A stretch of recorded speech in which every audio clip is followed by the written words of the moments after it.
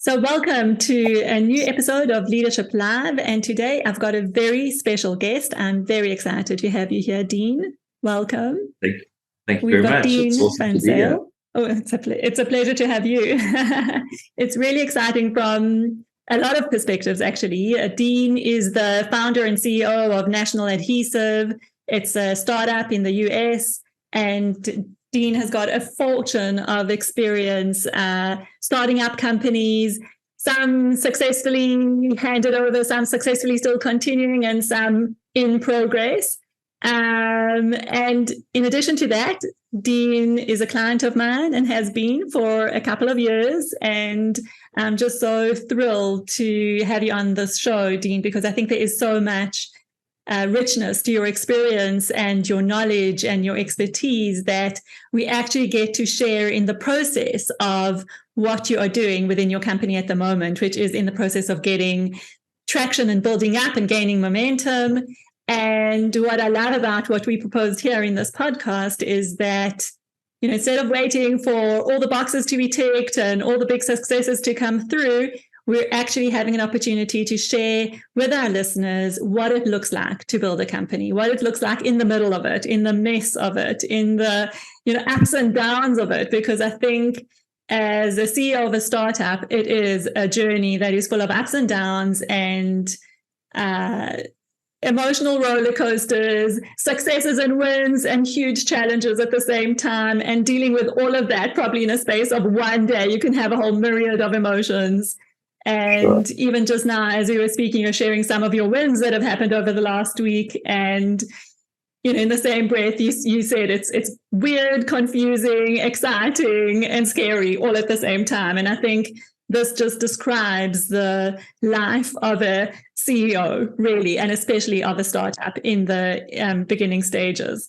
So, yeah, welcome, huge welcome. Thank you. And it's awesome to be here. I can't believe how many years have gone past, and we're finally sitting here. And Daphne, I just want to say before we start how grateful I am, for the guidance, the shoulder, the sounding board, and everything else. After almost 4 years now. So thank you. Before we carry on, it's much appreciated. Thank you, Dean. It's really been an awesome journey to be on and to be able to partner with you and see and experience all of this firsthand. So yeah, really glad we're doing this now. So I'd love to dive in, and I'd love to, I think, we know that so many great things have happened and so many challenges have happened. And I wonder, where would you like to start? What is a good story that you can tell us? Because I know there's also a lot about your background that you can share. So handing over to you, what's a good place to begin? Yeah, I think for me, recently I was away at a retreat and I sat next to a gentleman at dinner, and we had a discussion, and, everybody ordered drinks and I didn't order a drink. And he was like, "Oh, don't you drink?" And I was like, "No." And it's, it's been 22 years. And it sparked a conversation about my journey over the last 22 years. And goes back where, basically had been fired from my job. Not for the first time, had been kicked out of my friend's house and was using my sister's car, and really just down in the dumps. I mean, I'm not going to go into detail, but it wasn't a pleasant place, and the journey from there, sort of picking myself up. The people that supported me and believed in me, even though I didn't at that stage, and to where I am today, and just reflecting on it, and it's like, man, it's been a journey. I mean, I've been in the US this month actually for 4 years. I moved over 4 years ago. We started this business. Initially, it was supposed to start off small and grow into something, that could sustain a decent lifestyle. And it's just turned into this absolutely beautiful monster. Yeah. And I think, fundamentally, and this is the starting point, is before I started, I was in a very fortunate opportunity where I could sit down and decide what I wanted. And I sat down and I made a list, and I said, I want something that's scalable. I want something that has a high barrier to entry into market, so not everybody's going to do it. I want something that's ready to be disrupted. And this was pre-pandemic. I said, I've been in production businesses before, and I said, I never ever want to be tied down to premises again. So I want to be able to work from anywhere in the world. I want to be able to structure my company like a, and then there were several other things, but there were some core elements in that. And it wasn't about what I was doing.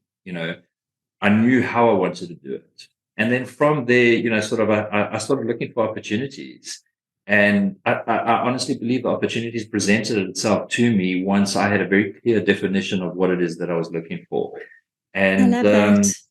Yeah. I love that. I love the clarity with which you began. You said the starting point, and this is also, just to clarify, after a journey of many businesses that you'd already started up. So you had experience of what it looks like to be in business, production business. But before you started this one, you sat down and you got really clear with yourself what you wanted to, or how you wanted to operate, what you wanted it to look like. And with that level of clarity, the opportunities started to just arrive. It was unreal. It was unreal what started coming our way. And that, part of that, one of the opportunities that came our way was we now have, we're about to get the fourth one, but we have 4 licensing agreements with DuPont. And amazing. The brand that we've licensed has been around in the US for almost 50 years. So as a startup, we have developed the extension of that brand and where it's going into some of the biggest retailers in the world. And those were some of the opportunities that came. But I think it's important to mention the next step. It was one thing, having these opportunities come your way, and that the next thing was getting clarity on which were the right opportunities. Because you get thrown with so much in that, and it's hard to sort of just get lost in the noise and just like try to do everything. And that's not possible, so it had to be fine tuned. So I think I probably spent the first year really understanding the market, understanding those opportunities, defining them even further. And it was after that I developed the vivid vision. And the vivid vision really just changed our business completely. It's written 3 or 5 years in the future, looking back at what you have created in terms of the business. So it wasn't targets, it's not numbers, it's culture, it's the market you're playing in, it's the products you're doing, it's how you're running your business, where it sits, all of those things. So it paints a very clear picture of what this business looks like. And it's been a phenomenal tool, and I didn't realize the power of this tool until I actually implemented. So it's taking that initial clarity of what I wanted to create and then fine-tuning it and basically saying, here's the end goal. There it is. And communicate it in such a way that whether I gave that to a potential new employee or, a new investor or a new supplier or customer, whatever, they would understand exactly who we were. All right. And that has done several things. As we've gone through, as you're well aware of, some severe left field balls coming at us. Yeah, sure. The end goals never changed, and we never have to sit with our staff and say, guys, remember, this is where we're going. This is what we're trying to do. Because, everybody can then get there because they have such a clear vision. And, new staff members, if this doesn't resonate with you as a company that you want to belong to, we don't even have to go into the hiring process. So it eliminates that. So, we've never had a staff member that has left us. And I think you're well aware that, we went through a 2-month furlough period. Yeah. And every single member stayed. Yeah. And which is incredibly humbling, the sense of responsibility that comes with that, the motivation and in tough times where you need to dig deep, that's where it comes from, you've got that. But yes, so direction, clarity, very important to me. And you've touched on so many points that I would love to pick out from what you've said, because so many things that are really valuable just to spend a little bit more time on. So the vivid vision, I think, is such an important concept. So as you said, you sat with yourself and brainstormed that what are the things that are important to me? How do I want this business to look? And what do I want to make sure that I build as part of this? Yeah. Translated that into a vivid vision, which is a story. And I think what's so important there that I want to highlight is the ability to take yourself, say, 3 to 5 years in the future and speak in past tense. This is a tool that I often use in coaching as well. It's not what I want and speaking towards the future, I will do this or I will have this. It's actually, you are there. This thing has happened. What you've always wanted, the way you've designed it has happened. describe it, write the story of it, and then using it as a tool for creating a culture, because you're saying, here's our vision. Are you on board or not? And for setting the direction, which is so important as a leader. Really, that's what you need to be doing as a CEO. It's being clear on your direction, so everyone knows where it's going, where you're going, even when, the challenges surmounted. I was almost going to say something else. When chaos happens, that's where you're going. The direction is clear, and you've created a team that is so with you that no one's leaving, and no one's leaving when they're furloughed. I mean, that is just the most incredible thing to see, the amount of loyalty and support that you had in that period. I think three things. It's very much our North Star, 100%. That's our guiding light, our North Star. And, for me, I think the clarity of the vision has helped paint the picture of the business. And I think, the staff that are saying, they understand what we're building here. They see the potential. They see what we're doing, and they've been part of it, So it's not just about loyalty. It's also about clarity, and I try my very best, and I'm human, so I make lots of mistakes in that. But, I try to think about everything that I'm doing and putting my people first, Don't always get it right. And I know you have that lens, Dean. I mean, I see that all the time. And I think you're saying it's clarity. I think clarity is part of it, but it's also being a leader that people are willing to fight for. People are willing to get behind. It's not just, okay, this is our job, we'll do it. If it was just about having a job and knowing where the company is going, when furloughs happen, people start looking, but your people didn't. They all stayed with you. They all just expressed such support and loyalty, which for me to see that was absolute testament to who you are as a leader. So I don't want you to forget that. And I know through our work together that you are constantly thinking of your people, constantly. And every challenge in those, months or whatever, weeks of furlough were a real burden for you, because the weight of the responsibility of, not being able to pay your people was absolutely huge. So, well, listen, thank you for those kind words. I do appreciate it. And that leads me sort of to, talking about leadership and that. And, so that's the second thing I want to say about the vivid vision. I may have laid the vision down, but I sat with my management team and we agreed on it. We went through it. There was buy-in. It wasn't just me. I said, this is what I want to do. This is how I see it. And this is why. And they came back and they questioned it and they asked and they agreed and they disagreed and, all of those kind of things. And it was awesome, so we had this debate. So at the end of the day, we had this product that came out. That you created and when together. I say product, I'm talking about this vision. It wasn't just mine, it was the management team. And that leadership, is also incredibly important. And I want to acknowledge that the people staying in the furlough is not just on me. It's on my leadership. It's on the people that are leading them.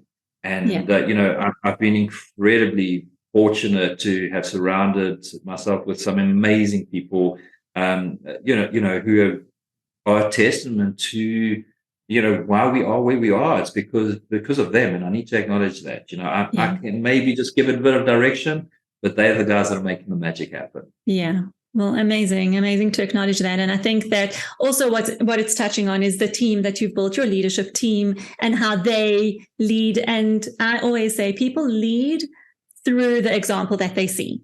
So that's what happens in layers of an organization. You are the CEO, you are the key example to your leadership team. They are the key example to their teams. And that's how it goes. So, if you've got that right, and if you're really creating and focusing on that kind of culture, then this is what you create, which is exactly what you're describing. And culture's king. Culture's king, culture is king. I love that. Absolutely. It's like you can have the best products in the world. You can have the best service. You can have the most innovative stuff.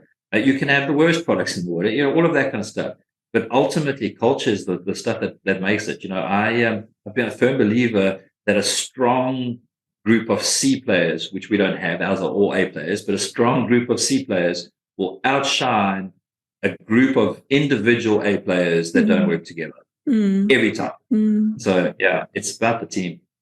Yeah. Okay. So let's talk a little bit about the tough times. And we created this vision, and I know it's huge. I mean, I don't know if you want to share a little bit about it, actually, like where you're going with National Adhesive. I mean, I can touch on some of it. We basically, we've come in, we've got 3 of our own brands. We've got these licensing agreements. We are selling products into some of the major retailers in the hardware sector in the market here in the US.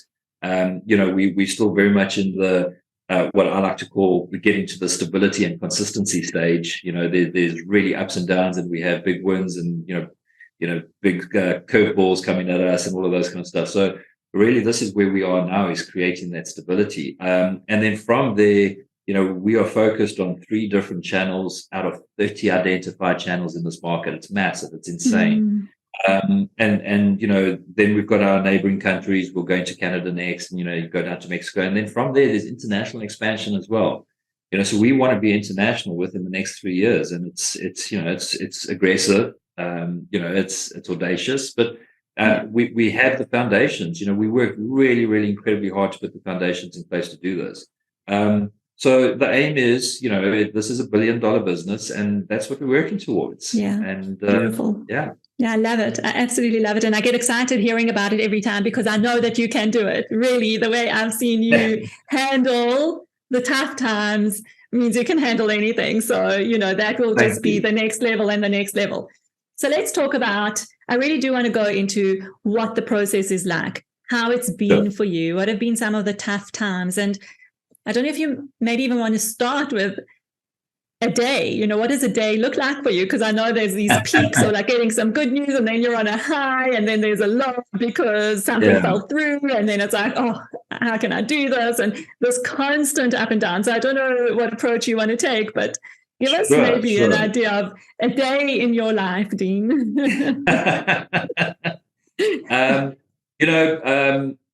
When I hire people, there's only one promise I make new staff. That's only one promise. I don't promise anything else. And the promise is, you will not be bored. And then normally a few months later, I'll ask them. Exactly. I'll ask them, I'll say, so remember that promise I made? And everybody laughs. It's like, you were right. So I think before I start on sort of like an average day, I think it's important to sort of mention that you need consistencies, and the consistencies are what keeps you focused, grounded, and enable you to deal with all of the inconsistencies that are thrown at you. So, my start of my day is very important. I have a morning routine, and it's involved, there's stretching, there's some exercise, there's some meditation, and there's some journaling. And those things are a really key part of my sort of startup. And then there's a little bit of reading. And up until that point, I have not looked at my phone. Amazing. So how long is that? How long would you say that morning routine takes you? It depends. So it can be. So I have stepkids. I don't have my own. So we have the stepkids every second week. So I put time in there, and then there's no reading. But when we don't have them, there's reading. And that's about a 3-hour process, from time getting up in the morning to getting up, going, doing my routine, having my coffee, doing my reading, just like being present within myself, and when I fell asleep the night before, I have a routine there as well. And there's a bit of a meditation in there as well. So I'm going to sleep reflecting on the previous day, not thinking about the problems I have to deal with, rather reflecting on how I dealt with the day before. Was I uncomfortable? Did I learn something? How could I have approached something differently? And then, starting off the morning. I want to pause you there, because I think that's just as important. And I love your 3 questions, if you're willing to share them. But I think that's something, a valuable resource for our listeners as well. So you have your 3 questions, which are, was I uncomfortable today in any way? And that means a little bit out of your comfort zone, whether it's learning or doing something new or something like that. And the second one is? Could I have handled the situation differently during the day, whether it was a conversation, a phone call, something that I needed to do or didn't do, or did incorrectly, or felt I could have done differently? So reflecting on that. And then the third question is, how would I have handled it? And then I do a bit of a role play. It's like, okay, I should have really approached it this way, or could have done that.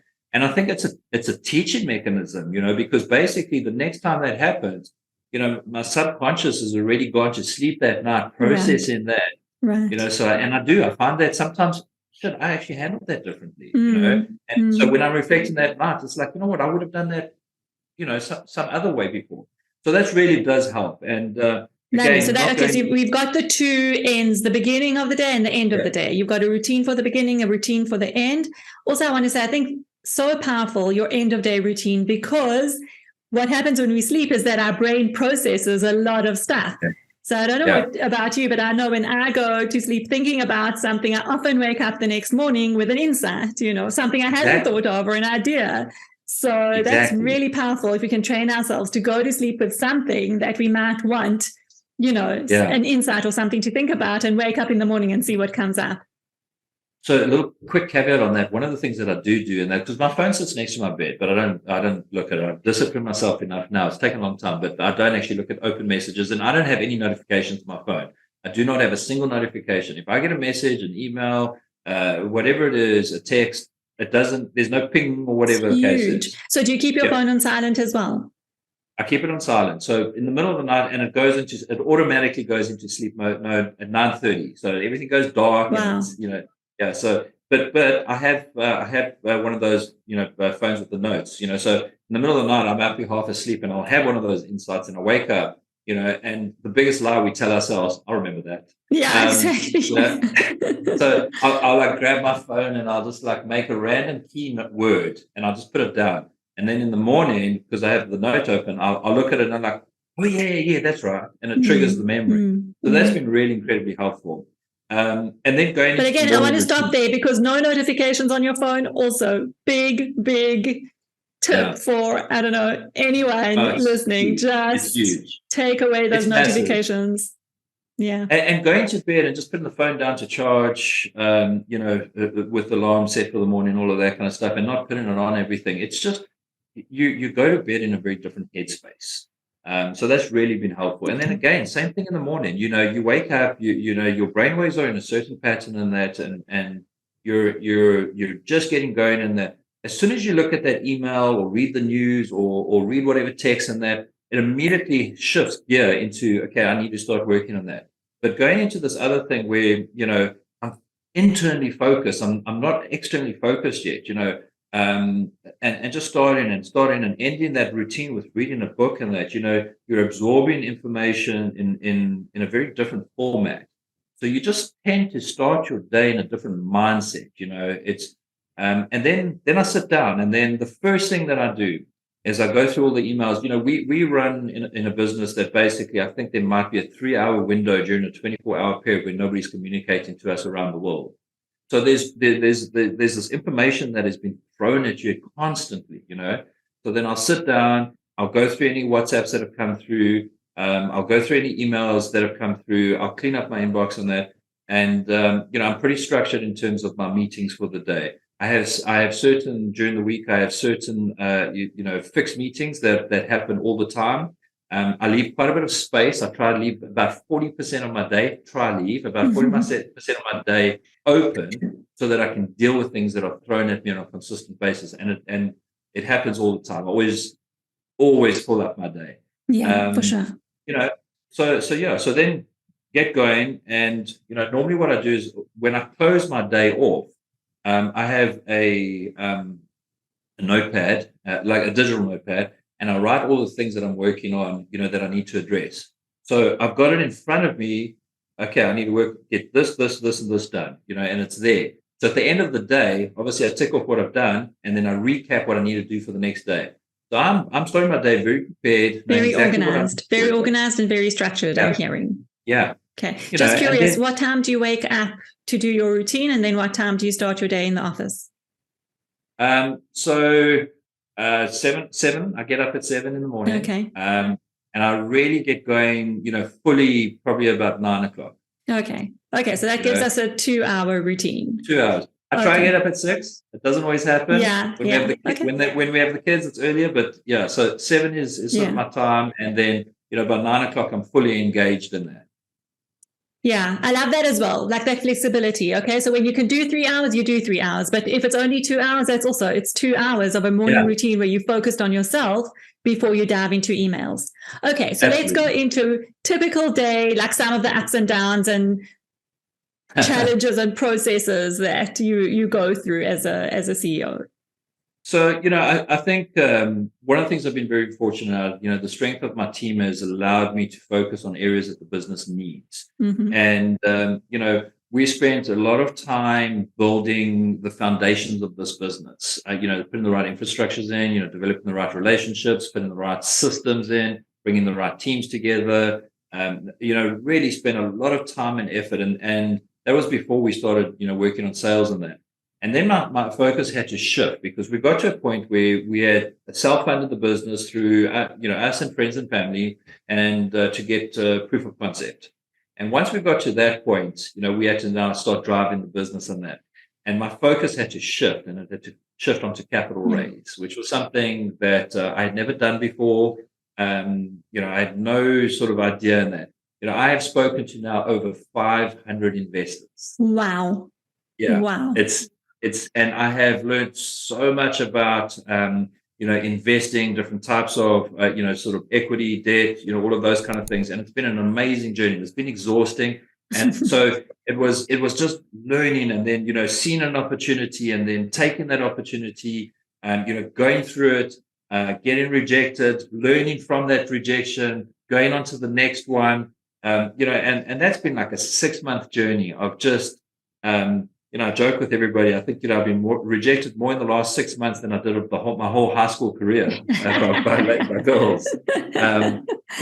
But I think you're highlighting an important point here that, again, I just want to spend a little bit of focus on, and that is the shift that happened. So you started with seed capital and you were able to start the business and run the business and get it going. And then you needed to make a shift into, okay, now we need to scale it and we need more investment. So what does that look like and what does that entail? Which means that you had to move yourself out of the operations, really rely on the team to carry that through so that you could give your full attention and focus to the capital raise, which is really what's going to grow the business and sustain it.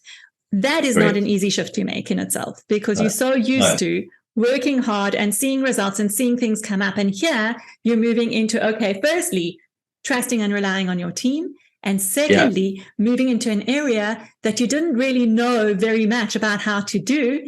And thirdly, facing all the rejections, Yeah, listen, there's a lot of things that are going on. So let's talk about the first thing with the team and that. I think I've been very fortunate. If you look a bit of my background, I have started several businesses, which we didn't even talk about your background, Dean. Started off in Swaziland. Maybe let's do a little bit of a segue there, and then we'll go back to those elements. Sure. So, from the Kingdom of Eswatini, also known as Swaziland, the tiny landlocked country squashed between South Africa and Mozambique, and about 1 million people in the entire country, incredibly poor. It's still a kingdom. It's absolute monarchy rules. Run by a king, exactly. Run by a king. And the king decides everything. It's fascinating. Exactly.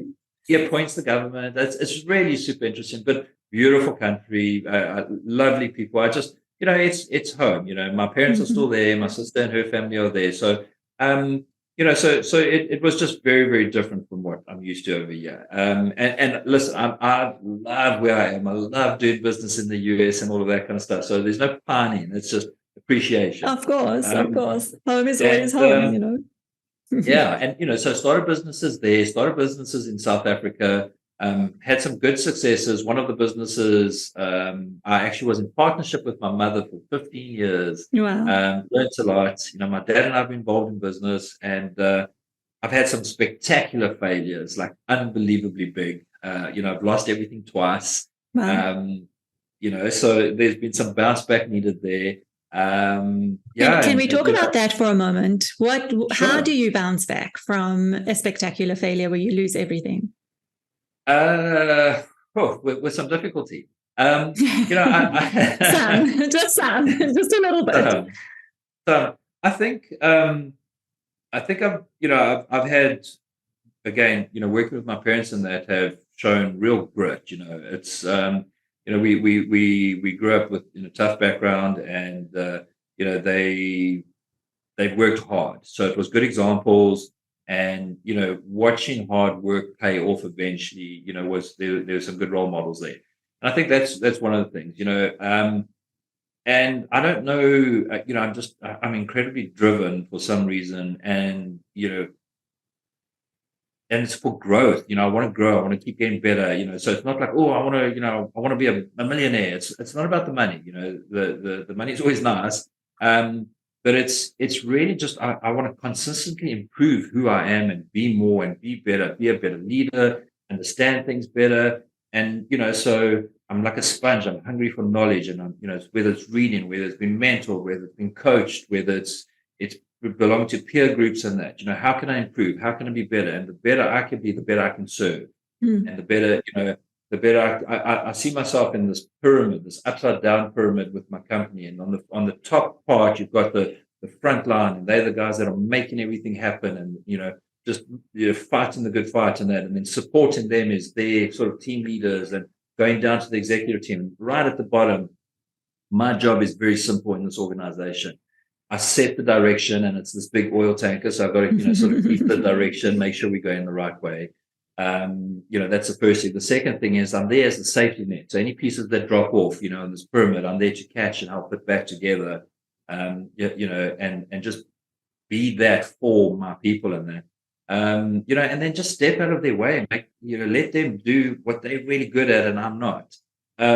So those are things that I've learned through going through this adversity and starting again. And I think, a good friend of mine said something to me, when I started building this business and it started taking off, and, I came to the US, I didn't know anybody. I didn't understand the market. I went into a new category with new products it was all new. It was like clean slate, start from scratch. But sometimes when you get pushed in the corner, there's only two things that are going to happen. You're going to cower and die, or you're going to come out fighting and succeed, and I'm not ready to cower and die. So, I just think there's this burning desire or passion in me to always just make it happen, find a way. And I honestly believe that there is always a solution. You just got to find it. And sometimes you've got to dig deep. I joke with everyone. I said, there's always a silver lining, but sometimes that silver lining is very deep, and you just got to find it. Yeah.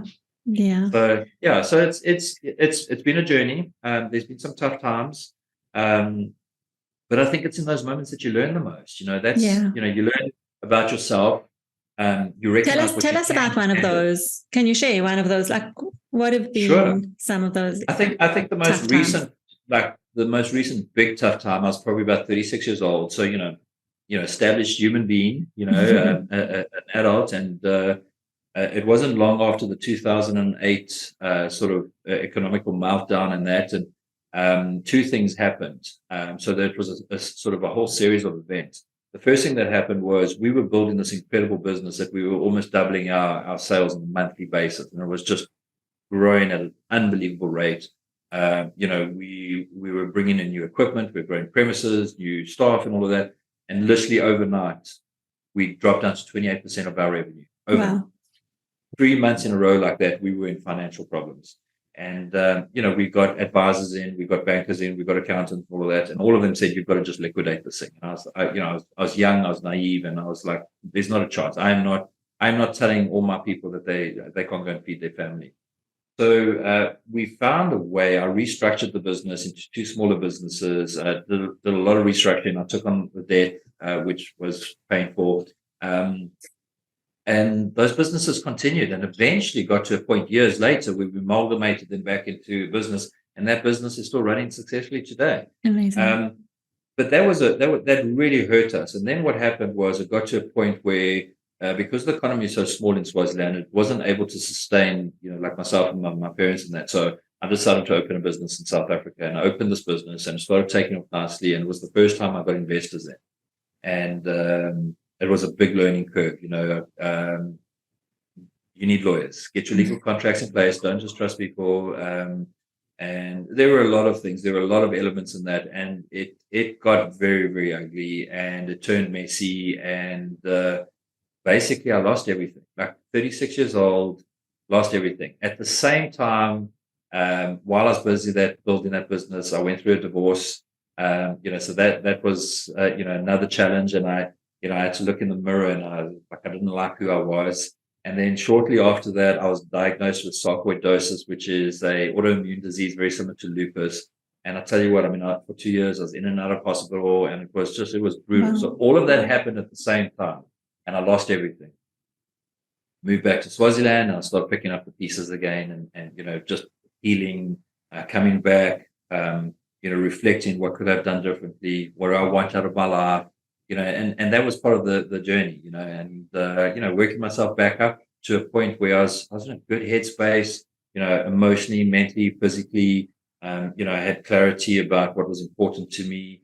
And it wasn't long after that, that the whole US journey started. Yeah. So Yeah. it's, when I talk back about it, I remember the tough times. I don't remember the feeling of it. I remember the tough times, but more importantly, I remember all of the positive lessons I got. Amazing. And I'd love to maybe for just a little bit, just to look at what was it really like for you? Because I know we can say, okay, it was really tough and I've learned a lot and here's where I am today. But what was it really like being in that moment? What got you going? What helped you to go on that healing journey and find yourself again and be willing to kind of get up and do what you need to do again? What do you think were the things that helped you at the time? If you could take yourself back to that. Listen, good question. Very good question. I think, I was very depressed. I was very lonely. Felt very sorry for myself. There was a lot of blame. There was a lot of guilt. I let a lot of people down.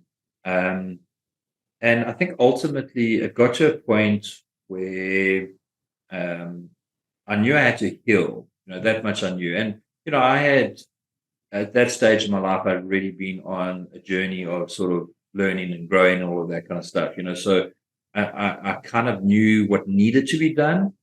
And I think ultimately it was just recognize that nobody else was going to do it for me. Yeah. If I wanted a different life, okay, I had two choices. I could make it happen, or I could accept that it wasn't going to happen. And once I made that decision, it's like I am going to take control of my life, and I'm going to map out who I want to be, where I want to be, how I want to get there. I think the journey started, and it wasn't like what you're saying. Snap decision. Yeah, I love what you're saying, because it's so important just to think about the fact that I think a lot of people go through things where they do land up feeling depressed and lonely and scared and guilty and blaming everything around them and possibly even themselves, for everything going wrong and being in that place. And it sounds to me like there was a pivotal moment for you in that space of saying, yeah, this is a moment where I can, curl up and give up. Yeah. Or it's a moment where I do something about it and change my life. And it sounds like the journey, the initial part of the journey was a very inward journey, going inside yourself to discover who am I really? Yeah. What am I about? Who do I want to be? What kind of person, what kind of human being do I want to be? Deciding on that before you decide on, well, this is what I want to do next. Because I think sometimes making that pivotal shift to, okay, I'm going to take control of my life and do something with it means we're going to go into, let's get busy. Let's get into action. Do a whole lot of things to not feel those feelings. But what I love about what you're saying is that you went on an inward journey where you actually feel those feelings even more. You really allow them to be and surface, and you accept them and you expect them, and you say, okay, this is where I am. This is who I am. Who do I want to be out of this? And that's very powerful. I think evaluating your feelings is a very, very difficult thing. Looking into that proverbial mirror and, just especially when you don't like what you see. It's exactly, and you don't like what you see. Yeah, easy to put the blinkers on and it's just and like denial. blame everybody else. Let's deny. I can just move on to the next venture. I think that's a default for a lot of people. Like, move on to the next venture, do the next thing, get busy, so you don't have to think about that. Absolutely. And I think, one of the things that I've learned, since doing that is going through these tough times that we have built in this business over here. The strength of those foundations and the value systems that I identified and recognized and worked on back then has helped me now, because I don't feel lost now. I don't feel directionless. Yes, it's tough, it's stressful, it's depressed sometimes and all of that kind of stuff, but I've got that foundation that's now been built because I know who I am.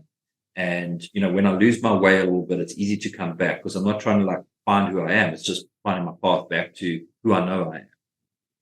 So that has definitely helped very, very much.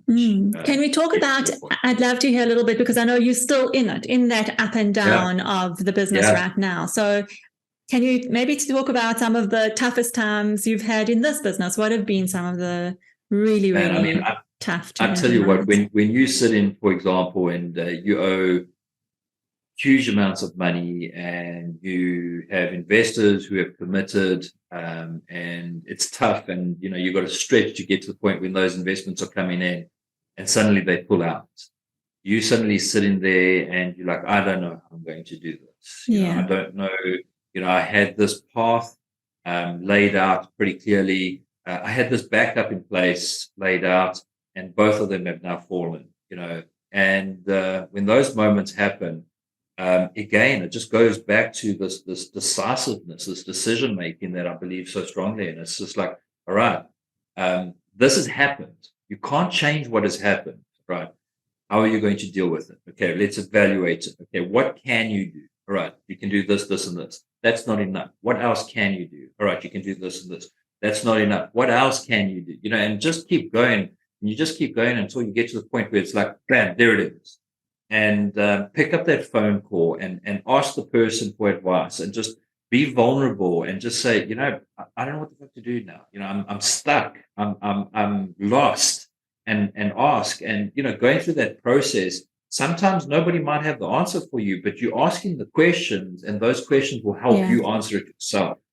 So that's interesting because you're describing a situation there where it's really, really tough. You thought you had stuff lined up, and a backup plan, and all of that fell through. And it almost takes me back to the story that you just shared about losing everything. Okay, so maybe there isn't a sense of everything is lost because you're still fighting, but there is that sense of I've lost a lot. Did you ever get into that kind of depressed, blaming, guilty?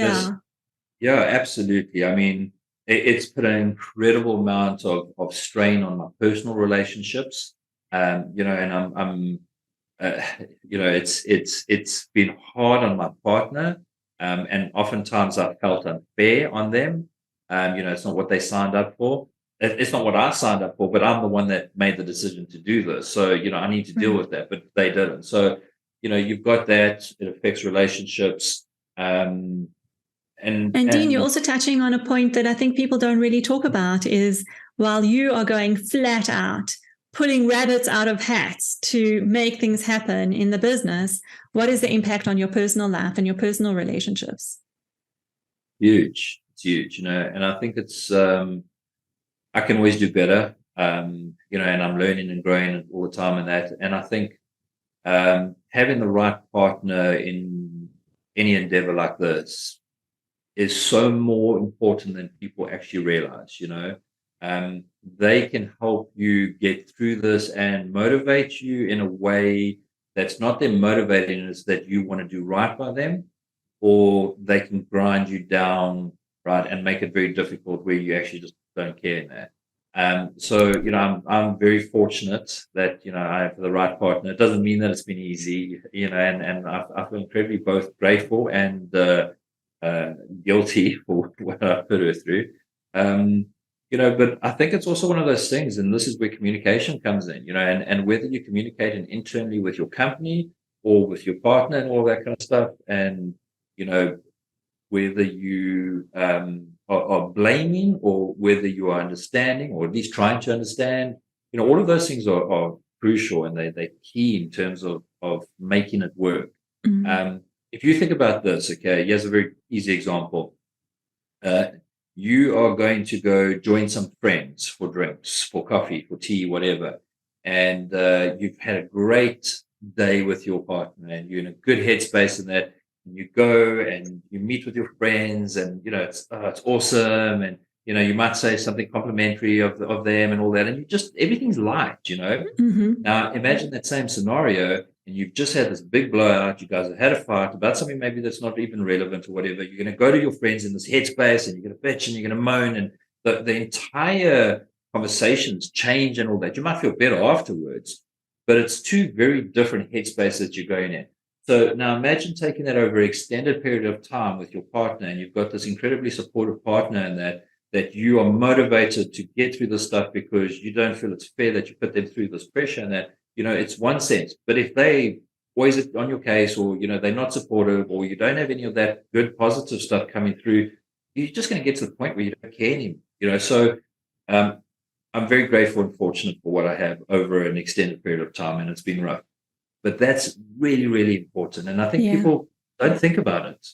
Yeah, I think people don't think about it, and people don't talk about it. And what you're saying about where you're coming from into, say, a meeting with friends for coffee, the same happens in the business. When you have to show up at work, I know with many of the CEOs I work with that they are very practiced in compartmentalizing, set things aside.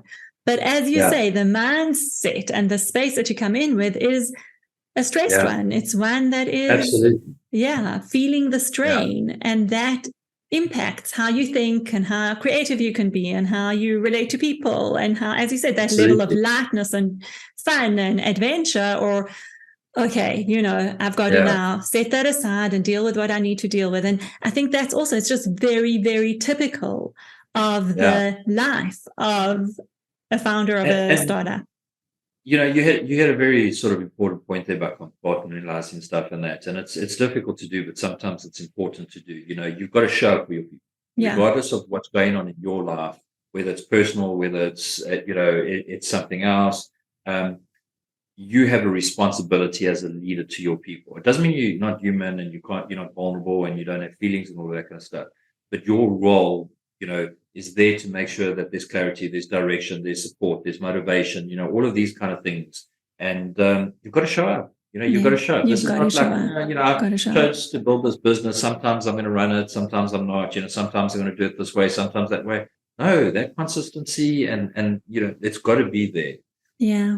And I think as we come to the end of our conversation today, I think there's still so much that we haven't spoken about. But one thing I do want to highlight is how open you've always been with your people, and how communicative and transparent you've been with your people about what's been going on through the tough times, through the wins, through the challenges, through the losses. And I think that that's also been a particular strength of yours in terms of getting through the tough times and having your people support you in the way that they did. So I don't know if you want to just add a couple of things. Yeah, sure. I think two things that going back to the topic that we diverted from earlier is just, talk about teams and leadership and all of that kind of stuff. I am very, very fortunate about delegating. I have a really unbelievable relationship with my COO. So we got very much the VI, visionary integrated relationship, and that's like a unicorn on its own. And David and I try and meet every Friday morning for breakfast. And we, okay, what's going on from your side of the, feedback from him. I talk about my side and that. So we're always very much in tune of the business. So there's those deep conversations that happen from that level. But then from there, being vulnerable and sharing things with your staff is very difficult because you feel like a failure sometimes, and it's about recognizing, removing the emotion from it, okay, and being practical about it and saying, okay, my staff can help make better decisions, whether in the business or in their personal life, okay, if they have more information. Right. And I think I owe that to them. So as difficult as it may be for me sometimes to share some of that information, it's not what they want to hear. It's not what I want to tell them. But it helps them. But you need to tell them. Yeah. You need to, and I try to do a better job of it continuously. So as good as I feel I am, I don't feel I'm good enough. So it's always just improve. And it definitely, it's helped. I've seen it like firsthand, some of the decisions that are made based on the information that is at hand is completely different of what decisions would have been made had they not known. Yeah. And it builds that trust. And also just touching again on that feeling of failure, if you have to share something that didn't go well, didn't go according to plan, or another thing that fell through, that's, we need to own that yes, this is, again, part of the life of the founder of a startup is to, yes, many times you feel like a failure because things don't happen the way you had planned or wanted to or set out to. And I just think what I'm taking from this conversation, which I think is so powerful, is the vulnerability, the ability to really say, this is how it feels. This, you can feel depressed, you can feel lonely, you can feel guilty, you can feel blame, and you can feel elated and excited and Absolutely. enthusiastic all at the same time, almost all within a space all in one day. And in one day, all in one day. And just to be real about it and to be able to say, this is what I've got. This is what I've got for you today. You know, this is what I can handle. And listen, it's hard. It really is hard, but it's incredibly rewarding. And the more vulnerable you are, and the more you share this with your team, you're not just sharing the tough times with them, sharing the good times. Exactly. Now, maybe just say, where are you at today? Like, do you want to just give us a bit of a... It depends on the hour. You know? Exactly. I just want to give people a sense of, you're not over all the hurdles and challenges. You're still dealing with a lot of it. So I think, I think after 6 months, it's been 3 years of incredibly hard work. It's been incredibly stressful. It's been a lot of sacrifice from me, my team, all of us in that. And we are on the brink of all of this coming together. It's there. We've got some good deals that we've signed. I think we have all the resources that we need. We just have to get them over the finish line. And if there's anything that I've learned, until it's over the finish line, if we get right to the very edge, stuff can still go wrong. So while I feel optimistically confident about this, I'm very cautious about that optimism. I believe it's there. I feel in my heart it's there. I feel logically in my brain it's there. I just have to, make sure that we get over this finish line. And once we're over this, all right, that's not the end. That's okay. Now we've achieved this huge, massive goal, which allows us to get and scale to the next point. But there's going to be curveballs during that thing. Of course, the curveballs continue, they never end. But what I love, and I think this is also something that I notice in many CEOs of startups as well, is that amazing optimism. You have to be optimistic to be in this business and weather the ups and downs. And the amazing realism at the same time. You're optimistic and realistic. It's not like this insane optimism that, everything's going to be okay. Everything's going to be okay. It's all fine. No, it's like, it's good. The optimism around it's going to happen. It's going to happen. I know I'm going to get it through. I'm going to get it through the finish line. And at the same time knowing, okay, but until it's signed and sealed, it's not yet there. So holding that realism and the ability to hold both is not a simple thing either. So it's also a skill and, something that, and just adding to that, the amount of backup plans we put in place now, so even if plan 1 or 2 or 3 doesn't go through, I'm busy working on 4 and 5 in the background. And, my controller was like, well, we've got this in the bag and that, or you're going to stop working on this other stuff. I'm like, no, I'm not stop working on any of the stuff until we're over the finish line. Then I'll stop. I'd rather say no than have to start from scratch. Yeah. And I guess last thing I'm left with, and I know I said that a few minutes ago, but the last thing I'm left with is that your emotional well-being. Can you say something about that? Because we've spoken a lot about the ups and downs, the challenges, the wins, the emotions, the vulnerability, all of that. How do you maintain a sense of emotional and mental health? I think asking for help is both hard but important as well. And I went through a patch last year, end of last year, where I was incredibly depressed. I think my habits and my routines helped me push through, but I was taking a lot of strain, and I leaned heavily on people around me, partners, and I was direct with my COO as well. We spoke about it. I'm like, I'm struggling. I'm really, really battling at the moment. This is where I am. This is what I'm doing about it, though. And I think that's everything in my life. It's one thing just, sort of bitching and moaning about what's going wrong, but what are you doing about it? And even in those moments, because I know that it's not going to be an overnight fix, everything, whether it's business, whether it's personal, it's a journey, and it starts with the small things, and I cannot stress enough how important exercise is to somebody running a business. everybody's like, I don't have time. I'm working 18-hour days on that. I'm telling you, find the time.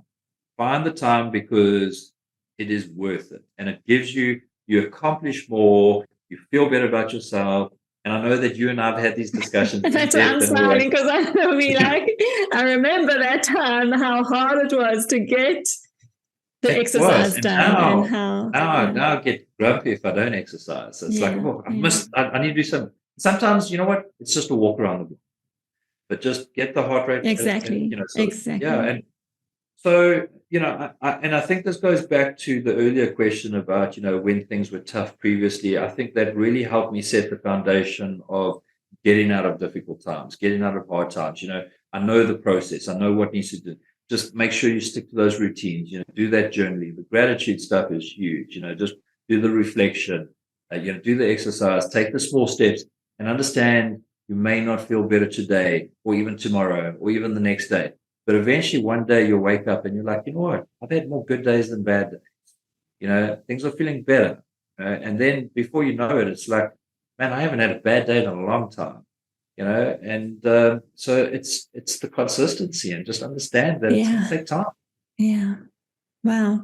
Well, thank you, Dean. This has been an incredible conversation. It's so full of gems. I actually think people need to listen with pen and paper, because so many things can be pulled out of here to really just pay attention to, become aware of, and think about, how are you doing this in your business life, in your personal life? How is everything coming together for you, and where are you taking the time to look inwards and say, what 100%. Do I need for myself? So, just one last thing that I'll share in that, and we've touched on a lot of things, but a lot of it's just been surface touch.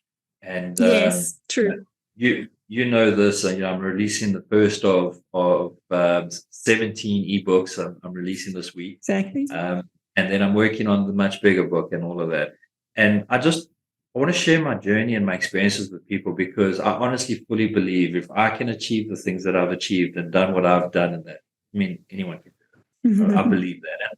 And I want to support that. So I hope some of this helps.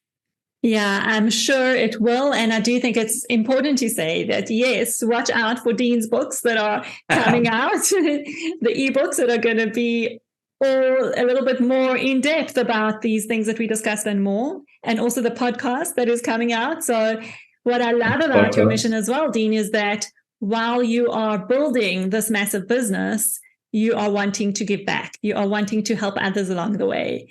And it's, again, your focus on people that shines through. It's not just the people in your business, but even beyond. How can I use my experience to help others and to help others learn, so that they can maybe save themselves some of the agony of it? Exactly. But definitely we'll watch out for those. And for those listening, get in touch with Dean if there's any questions that you have or anything that you want to share. And I just want to thank you. Thank you, Dean, for very open, honest, real, and raw conversation at times. And just looking forward to seeing the rest of the journey. I was going to say, it's been a hell of a journey up to this point. I'm very grateful that I've been able to share a lot of it with you, and I look forward to sharing the next chapters. For sure. Okay. Thanks, Dean. Thank you.